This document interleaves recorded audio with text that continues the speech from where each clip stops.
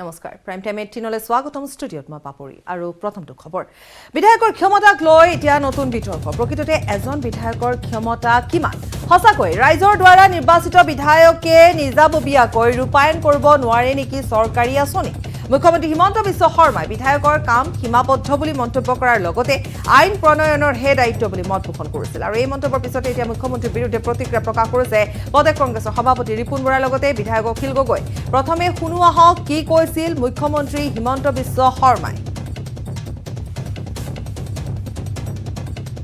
MLA তো মন্ত্ৰী সদায় ওপৰতে যাব না এমএলএৰ কাম বিধানসভাৰ ভিতৰত এমএলএৰ দায়িত্ব আছে আইন প্ৰণয়ন কৰা বিধানসভাৰ ভিতৰত এক্সিকিউটিভ লেজিসলেটিভ জুডিচিয়াৰী এমএলএৰ কাম আইন প্ৰণয়ন কৰা মন্ত্ৰীৰ কাম সেই আইনত ৰূপান্তৰ কৰা গতিকে বিডিঅ কি কৰিব এসডিসিয়ে কি কৰিব হেতু এমএলএ ঠিক নকৰে এইটো মন্ত্ৰীহে ঠিক কৰিব এতিয়া মন্ত্ৰী হিচাপে ৰঞ্জিত দাসে ইয়াৰ কাম কৰিব আগৰ দৰে সব ঠিক ঠাক চলিব সিপিএমৰ এমএলএ মাজে মাজে বিধানসভাত যাব আহি আৰু এয়া আছিল মুখ্যমন্ত্ৰীগৰাকীৰ ভাষ্য এটা মুখ্যমন্ত্ৰীৰ মন্তব্যৰ বিৰুদ্ধে প্ৰদেশ কংগ্ৰেছৰ সভাপতি ৰিপুন বৰাই কি ক'লে সেয়া আগবঢ়াই লৈছো বিজেপি দলটোৰ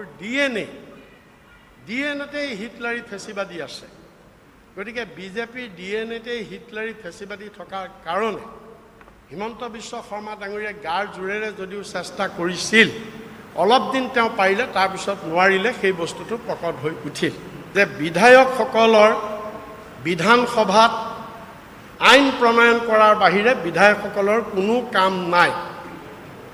আৰু সমষ্টি উন্নয়নত বিধায়কৰ কোনো কৰ্তৃত্ব নাই লগতে ক'লে প্ৰতি বিধানসভা সমষ্টিৰ উন্নয়নৰ দায়িত্ব একমাত্ৰ মন্ত্ৰীৰ ওপৰতহে আৰু ক'লে কোনো চৰকাৰী বিষয়া কৰ্মচাৰীয়ে বিধায়কৰ আদেশ শুনিবলৈ বাধ্য নহয় তেখেতে এইকেইটা বৰ সাংঘাতিক কথা কৈছে যে তেওঁ সব কথা গাৰ জোৰেৰে ক'ব বিচাৰিছে যিটো অসত্য যিটো সত্যটোকো তেওঁ গাৰ জোৰেৰে নস্যাৎ কৰিব বিচাৰিছে ডিক্টেটৰিয়েল টেণ্ডেঞ্চি নাথাকিলে কোনো মানুহে এনেকুৱা কথা ক'ব নোৱাৰে আৰু এটা ডাঙৰ কথা তেখেতে কৈছে সৰ্বগত যে মই যেতিয়ালৈকে মই ইনভাৰ্টেড কমাৰ ভিতৰত কৈছোঁ মই যেতিয়ালৈকে মুখ্যমন্ত্ৰী হৈ থাকিম তেতিয়ালৈকে এনেকৈ চলিবলৈ বাধ্য মই কোট কৰি দিছোঁ তেওঁ যিটো কৈছে ভাষণ যে মই যেতিয়ালৈকে মুখ্যমন্ত্ৰী হৈ থাকিম তেতিয়ালৈকে এনেকৈ চলিবলৈ বাধ্য হোৱাট ডাজ ইট মিন এইটো যে হিটলাৰ মুছলনিৰ দৰে ফেচিবাদী নেতাৰ ডিএনএ নাথাকিলে কোনো মানুহে এনেকুৱা কথা ক'ব নোৱাৰে আৰু তাৰ পিছতে বিধায়ক সম্পৰ্কে মুখ্যমন্ত্ৰীৰ মন্তব্যক লৈ বিতৰ্কৰ সৃষ্টি হোৱাৰ সময়তে খুদ হোজাইৰ বিজেপি বিধায়ক ৰামকৃষ্ণ ঘোষে উভতি ধৰিলে হোজাই জিলাৰ উপায়ুক্ত আৰু আৰক্ষী অধীক্ষকৰ লগতে প্ৰতিজন উচ্চপদস্থ বিষয়াক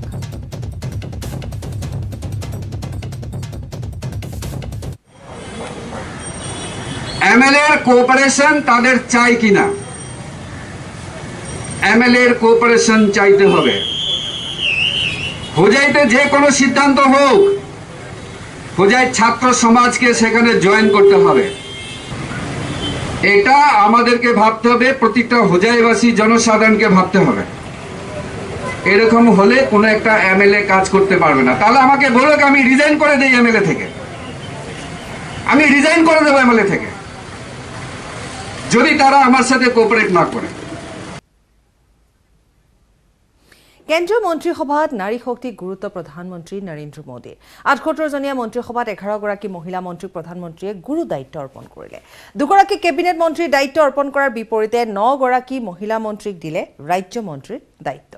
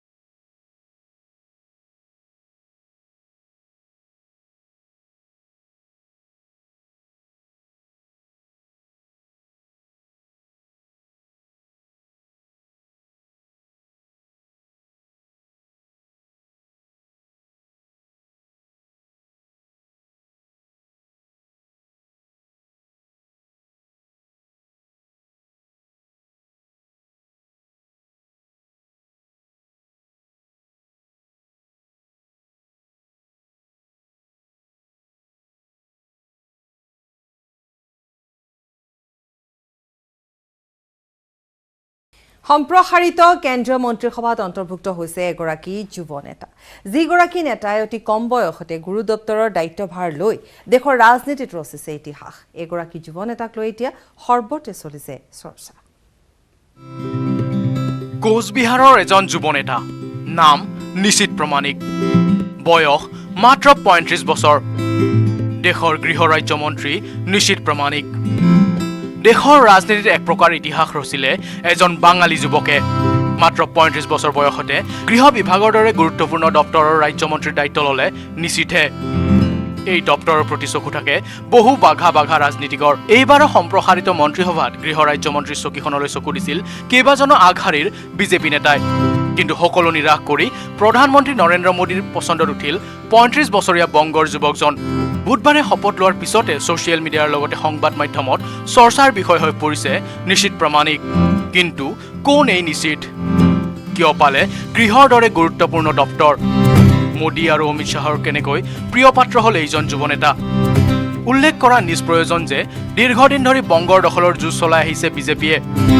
২০১৯ চনৰ নিৰ্বাচনতো বংগৰ আসনৰ ওপৰত বিশেষ গুৰুত্ব দিছিল মোদী আৰু অমিত শ্বাহে সেই নিৰ্বাচনত উত্তৰ বংগৰ কেইবাখনো আসন লাভ কৰিছিল বিজেপিয়ে ইয়াৰ আঁৰতে আছিল এইজন যুৱ নেতা নিশিত প্ৰমাণিক BCA পাছ কৰি তৃণমূল কংগ্ৰেছত যোগদান কৰিছিল যদিও ২০১৯ৰ লোকসভা নিৰ্বাচনৰ পূৰ্বে বিজেপিত যোগদান কৰিছিল নিশিতে বংগৰ পঞ্চায়ত নিৰ্বাচনত নিশিত প্ৰমাণিকে TMCৰ সৈতে হোৱা সংঘাতৰ বাবে কোচবিহাৰ জিলাত নিজাববীয়াকৈ দিছিল ৩০০ প্ৰাৰ্থী ইয়াৰে অধিকাংশই নিৰ্বাচিত হয় পঞ্চায়ত নিৰ্বাচনত এই জয়ে মোদী আৰু অমিত শ্বাহৰ কাষ চপাই আনিছিল প্ৰমাণিকক পৰৱৰ্তী সময়ত দিনহাটা সমষ্টিৰ পৰা প্ৰতিদ্বন্দ্বিতা আগবঢ়াই প্ৰমাণিকে পৰাস্ত কৰিছিল TMCৰ উদয়ন গুহক স্বাভাৱিকতে কোচবিহাৰৰ গুৰুত্বপূৰ্ণ নেতা হৈ পৰে প্ৰমাণিক ২০১৯ চনৰ নিৰ্বাচনত লোকসভা সমষ্টিৰ পৰা প্ৰতিদ্বন্দ্বিতা কৰি সাংসদ নিৰ্বাচিত হয় যুৱ নেতাজন উত্তৰ বংগত থকা প্ৰভাৱৰ বাবেই গৃহ ৰাজ্যমন্ত্ৰীৰ দৰে গুৰুত্বপূৰ্ণ দপ্তৰ অৰ্পণ কৰিলে নিশিত প্ৰমাণিকৰ ওপৰত কিয়নো ২০২৪ চনৰ সাধাৰণ নিৰ্বাচন পশ্চিম বংগত বিজেপিৰ বাবে বৃহৎ প্ৰত্যাহ্বানস্বৰূপ হ'ব ৰাজনৈতিক লাভালাভৰ প্ৰতি লক্ষ্য ৰাখি পশ্চিমবংগৰ এইজন যুৱ নেতা গৃহ দপ্তৰৰ দায়িত্ব অৰ্পণ কৰে মোদী আৰু শ্বাহে উল্লেখ্য যে প্ৰাথমিক বিদ্যালয়ত শিক্ষকতা কৰি গৃহ ৰাজ্যৰ দৰে গুৰুৰ দায়িত্ব লাভ কৰাটো নিশ্চিতৰ বাবে গৌৰৱৰ কথা national desk news ১৮ Assam north east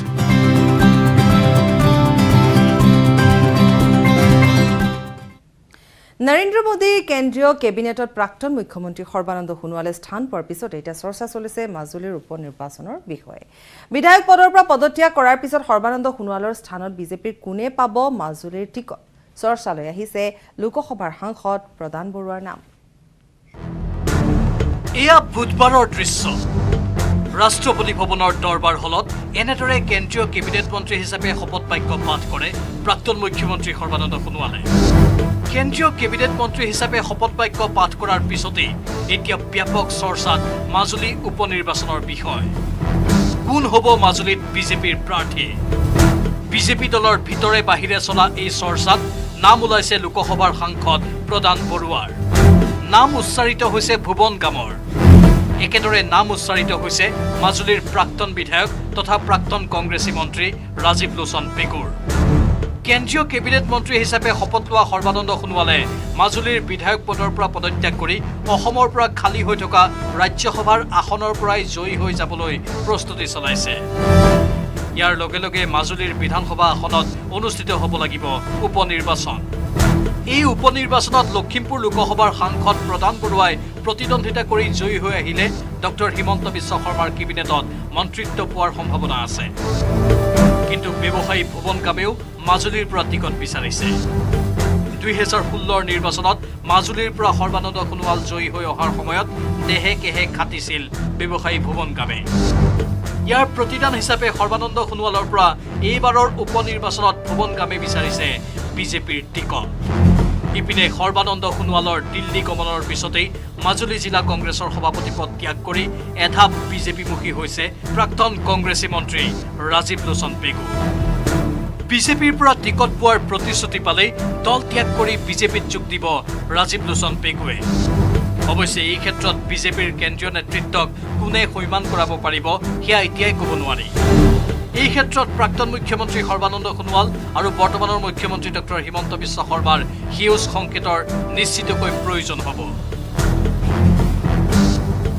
Biju Kumar ডেকাৰ report, news 18 Assam north east.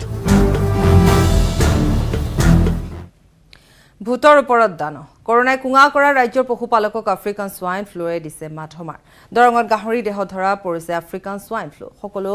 গাহৰি মাৰি পুতি পেলোৱাৰ চৰকাৰী নিৰ্দেশৰ পাছতে এতিয়া গাহৰি পালকৰ মাজত লাগিছে হাহাকাৰ।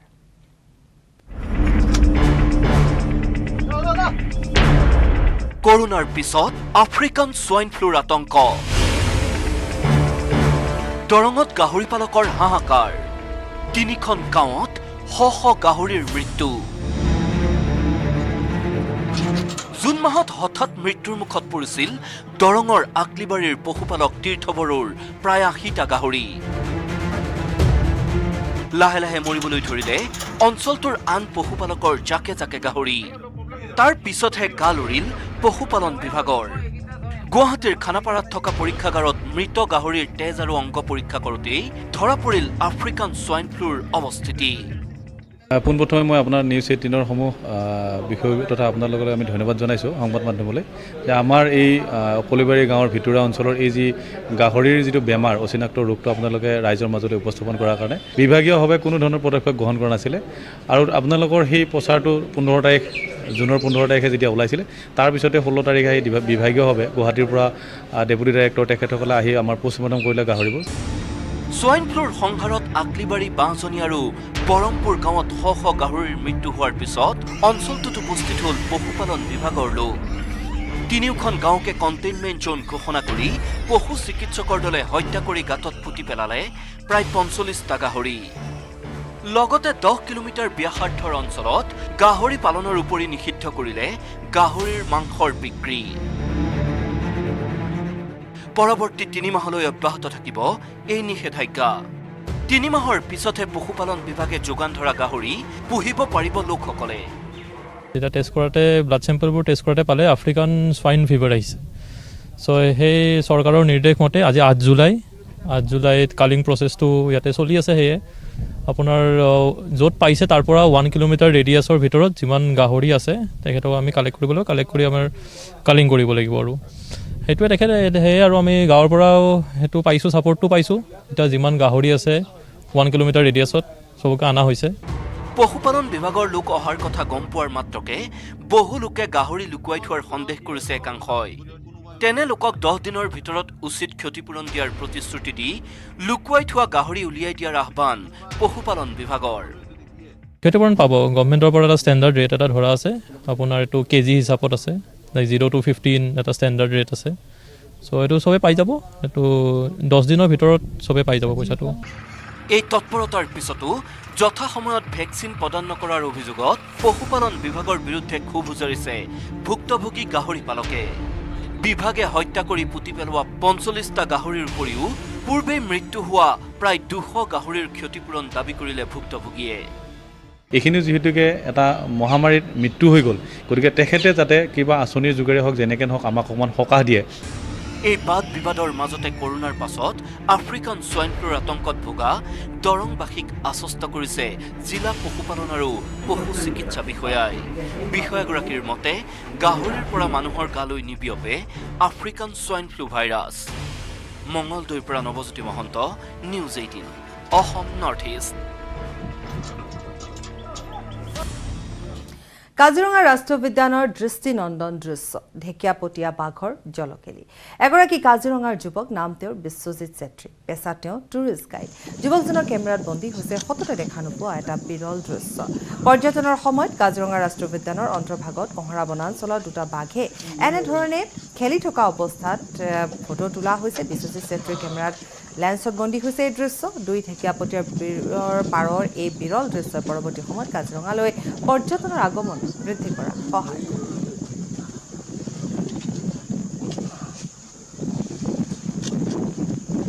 টুৰিষ্ট গাইড বিশ্বজিৎ ছেত্ৰীৰ কেমেৰাত বন্দী হৈছে এই দৃশ্য এটা বিৰল দৃশ্য আৰু বিলৰ পাৰত এনেধৰণে খেলি আছে দুই ঢেকীয়া পতীয়াই জলকেলি কৰিছে আমি ইতিমধ্যে কৈছোঁ যে বিশ্বজিৎ ছেত্ৰী নামৰ এগৰাকী যুৱক যি টুৰিষ্ট গাইড আৰু তেওঁৰ কেমেৰাৰ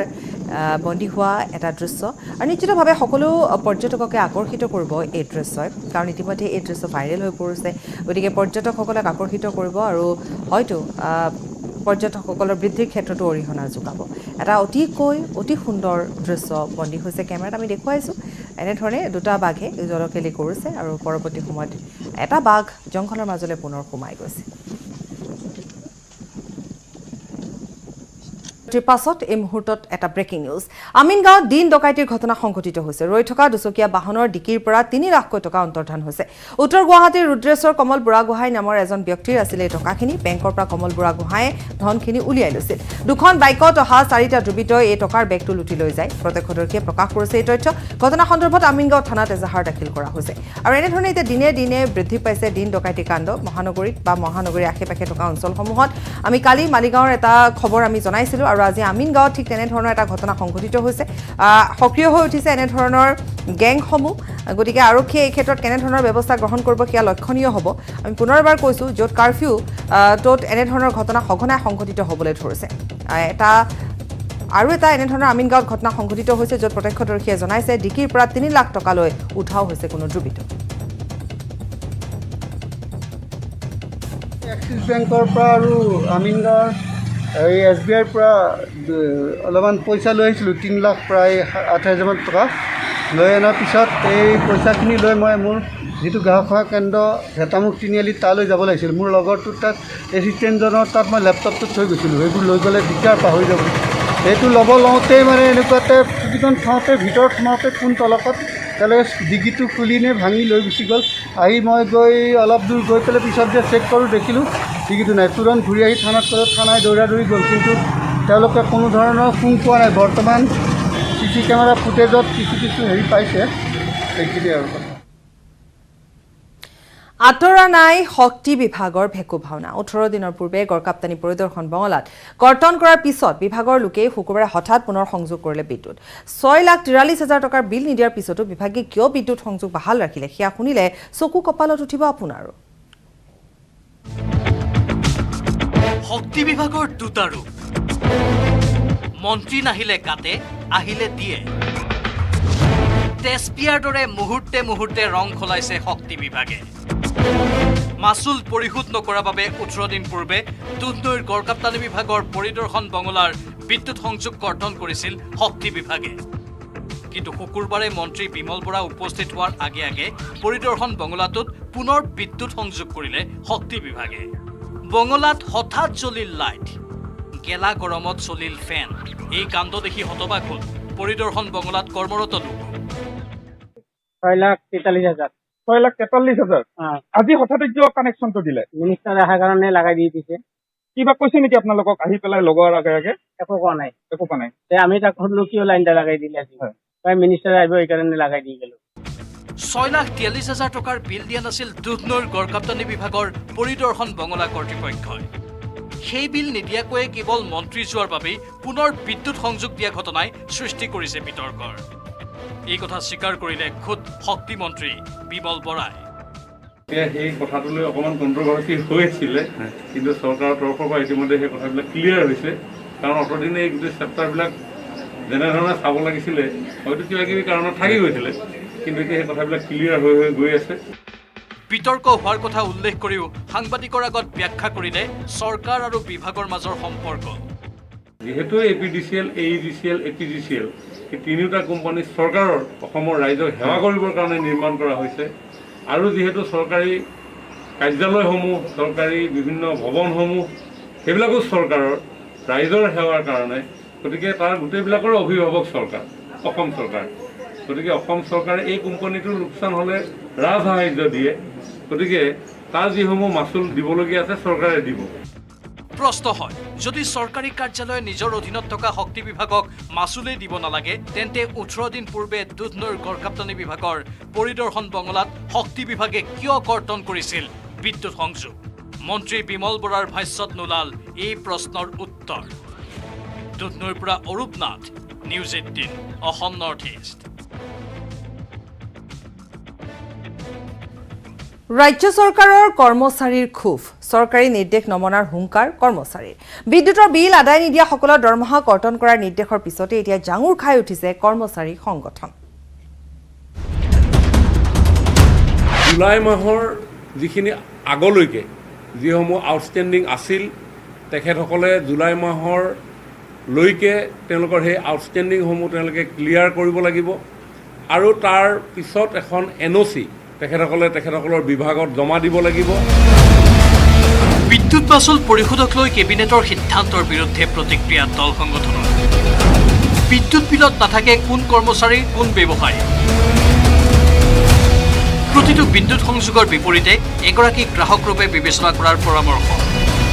ৰাজ্যৰ মুখ্যমন্ত্ৰী হিমন্ত বিশ্ব শৰ্মা তথা শক্তিমন্ত্ৰী বিমল বৰাক আহ্বান সদৌ অসম কৰ্মচাৰী পৰিষদ তথা অসম সচিবালয় সেৱা সন্থাৰ। তেওঁলোকে চেটেল কৰি লওক। আমি কৈছোঁ APDCLৰ মানুহে নিজেই লিষ্ট উলিয়াই লওক। তেওঁলোকে কোনে কোনে দিয়া নাই, কোন কৰ্মচাৰী বুলিতো আৰু নিৰ্দিষ্টকৈ ফিল আপ কৰোঁতে লাইনটো লওঁতে কৰ্মচাৰী বুলি তাত উল্লেখ কৰা হোৱা নাছিলে। কৰ্মচাৰীসকল যিসকলে নাই দিয়া তেওঁলোকে লাইন কাটি দিয়ক। আমি সেইটো আদৰণি জনাম। লাইন কাটি দিলে আমিও সহায় কৰি দিম। কিমান সংখ্যক কৰ্মচাৰীনো এতিয়ালৈকে ইলেক্ট্ৰিচিটি বিল দিব আছে বা বিল পৰিশোধ অনাদায় বিল পৰিশোধ কৰিবলগীয়া টকাৰ কিমান শতাংশ আছে? APDCLে কৈছে যে মান্থলি মাহেকত 300 কোটি টকা লষ্ট হৈছে। ৰাজ্যৰ শক্তি বিভাগে প্ৰথমে স্পষ্ট কৰক বৰ্তমানলৈ কিমান কৰ্মচাৰীৰ অনাদায় আছে বিদ্যুৎ মাচুল, কিমান কৰ্মচাৰীয়ে সৰ্বমুঠ কিমান মাচুল দিবলৈ আছে বাকী। সকলো কৰ্মচাৰীক সাঙুৰি নল'বলৈ আহ্বান জনায় তেওঁলোকে। চাকৰিয়ালসকলক APDCLে লক্ষ্য কৰি লৈছে। এই ভুল ধাৰণাটো আমি প্ৰমাণ কৰিবলৈ গৈ আছোঁ। আৰু কোনোবা যদি ইলেক্ট্ৰিচিটিৰ বিল দিয়া নাই তেওঁ কৰ্মচাৰী হিচাপে নহয়, এজ কনজিউমাৰ হিচাপে তেওঁৰ পৰা বিলখিনি আদায় কৰিব লাগে। শক্তি বিভাগৰ বিষয়া কৰ্মচাৰীৰ গাফিলতিৰ বাবে মাহৰ পাছত মাহ মাচুল দিবলৈ বাকী থাকে গ্ৰাহকে। বিষয়া কৰ্মচাৰীৰ হেমাহি মাচুল পৰিশোধৰ অন্যতম হেঙাৰ। কিন্তু APDCLৰ কিছু সংখ্যক বিষয়াৰ মইমতালিৰ কাৰণে, বিষয়াৰ ভুল সিদ্ধান্তৰ কাৰণে এইবিলাক হৈ আছে। তেওঁলোকে গভৰ্ণমেণ্টক এটা ভুল সিদ্ধান্ত ডাইৰেকশ্যন দি আছে। ইমানেই নহয়, কৰ্মচাৰীৰ অনাদায় বিলক লৈ শক্তি বিভাগৰ বিষয়া কৰ্মচাৰীয়ে বিপথে পৰিচালিত কৰা বুলিও দাবী। এই ক্ষেত্ৰত বিভাগটোৰ সংস্কাৰ কৰাৰ দাবী কৰ্মচাৰী পৰিষদৰ। প্ৰাইভেট ছেক্টৰক দি দিম নেকি এনেকুৱা কথাও ওলাইছিলে, কিন্তু যিহেতু কি কাৰণে লছত চলিছে। কিন্তু APDCLৰ কোনো ধৰণৰ যাতে ব্যক্তিগতকৰণৰ চিন্তা চৰ্চা ভৱিষ্যতে নাহে সেই কথাটোও সকলো পক্ষক মই এতিয়া অনুৰোধ জনাই থৈ দিছোঁ। উল্লেখযোগ্য যে কৰ্মচাৰী পৰিষদৰ আটাইকেইটা সংগঠনৰ সন্দেহ শক্তি বিভাগক ব্যক্তিগত খণ্ডৰ হাতলৈ হস্তান্তৰ কৰাৰ ই এক কৌশল। কেমেৰা পাৰ্চন অঞ্জনৰ সৈতে বলেন ভট্টাচাৰ্যৰ report, news 18 Assam north east.